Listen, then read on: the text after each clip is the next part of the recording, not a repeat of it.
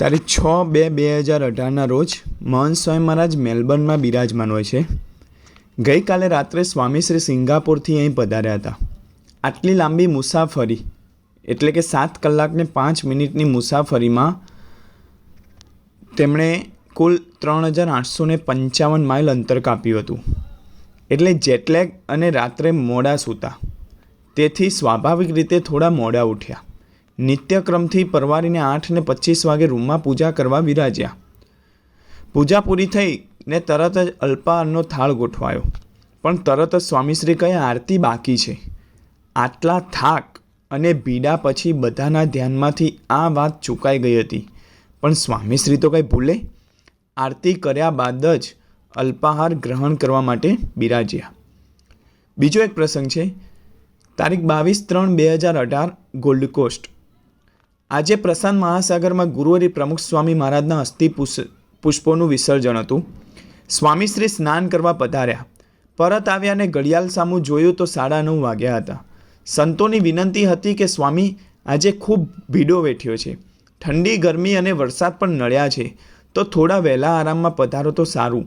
પણ આ તો સત્પુરુષ, કર્મઠ પુરુષ સોફા પર વિરાજી પુરુષોત્તમ બોલ્યા પ્રીતે રસપૂર્વક વાંચવા માંડ્યા. બરાબર 10:10 વાગે વાંચન પૂર્ણ કર્યું ને 10:15 વાગે યોગ નિંદ્રાને સેવાનો મોકો આપ્યો. બીજો એક પ્રસંગ છે.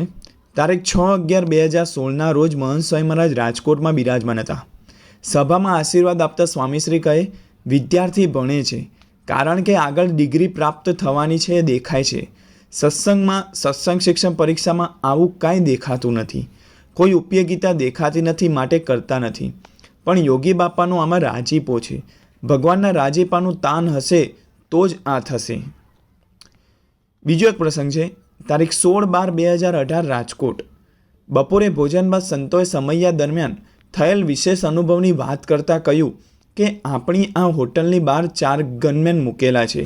તેમાંથી એક છે હરેન્દ્રસિંહ જાડેજા. તેમનો સંપર્ક થયો. એમણે જણાવ્યું, મને સ્વામિનારાયણનો સંપૂર્ણ વિરોધ, ભગવા કપડાં પણ મને ગમે નહીં ને એમાં મારી ડ્યુટી અહીં આવી. સ્વામિનારાયણના ઉત્સવમાં જ વળી મારે દરરોજ 6 વાગે વ્યસન કરવા જોઈએ વર્ષોથી. તેથી મેં મારા સાહેબને કહ્યું, મને બીજા કોઈ કાર્યક્રમમાં ડ્યુટી આપો, આ સ્વામિનારાયણમાં ન આપો. મારે રોજ વ્યસન કરવા જોઈએ ને અહીં ફાવશે નહીં, પણ ડ્યુટી બદલાય નહીં. તો સ્વામી, પરિણામ એવું આવ્યું કે તેમની ડ્યુટી બીજી તારીખથી લાગી. ત્યારથી લઈને આજ સુધી એક પણ દિવસ તેમણે વ્યસન કર્યું નથી, સંપૂર્ણ છૂટી ગયું. તેમના બીજા મિત્રો વ્યસન કરવા બોલાવવા આવ્યા તો તેમણે કહ્યું, મેં સ્વામીજીના ઉતારામાં ચોકી કરી છે, તેથી મારાથી હવે વ્યસન કરાશે નહીં.